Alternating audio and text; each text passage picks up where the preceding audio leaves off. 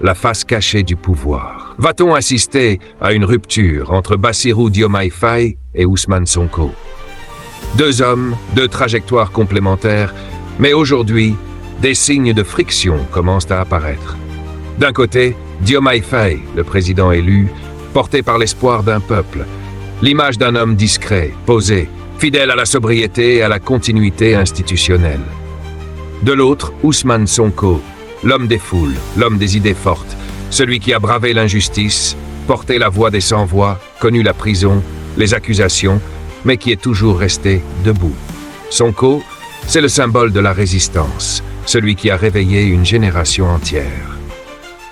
Alors, que s'est-il passé?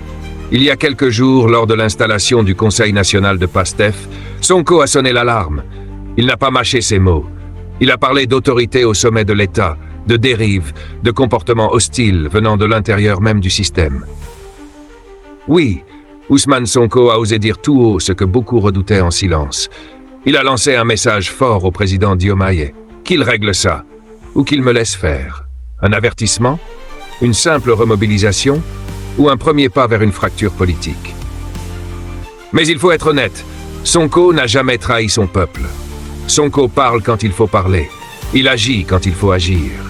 Il a toujours dénoncé la manipulation, la trahison des idéaux, l'hypocrisie politique.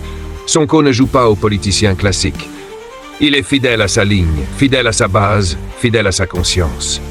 Et s'il a parlé aujourd'hui, ce n'est pas contre Diomaye, mais pour défendre le projet qu'ils ont construit ensemble. Pour rappeler que les Sénégalais ont voté pour un changement radical, pas pour un pouvoir mou, pas pour un compromis permanent. Du côté du palais, la réaction a été rapide. Le président a calmé le jeu, affirmant qu'il n'y a aucun nuage entre lui et Sonko, que leurs relations restent solides, qu'ils sont toujours soudés.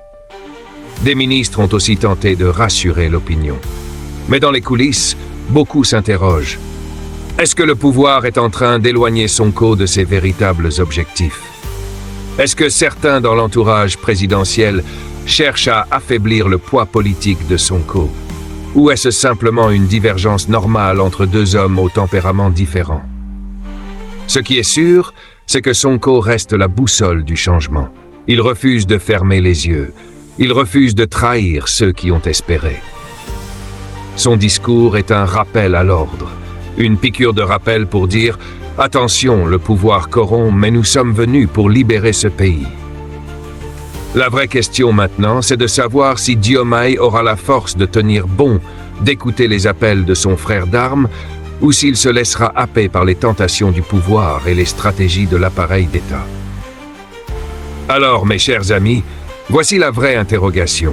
Diomaye et Sonko vont-ils réussir à préserver cette amitié, cette union sacrée qui a fait trembler tout un système?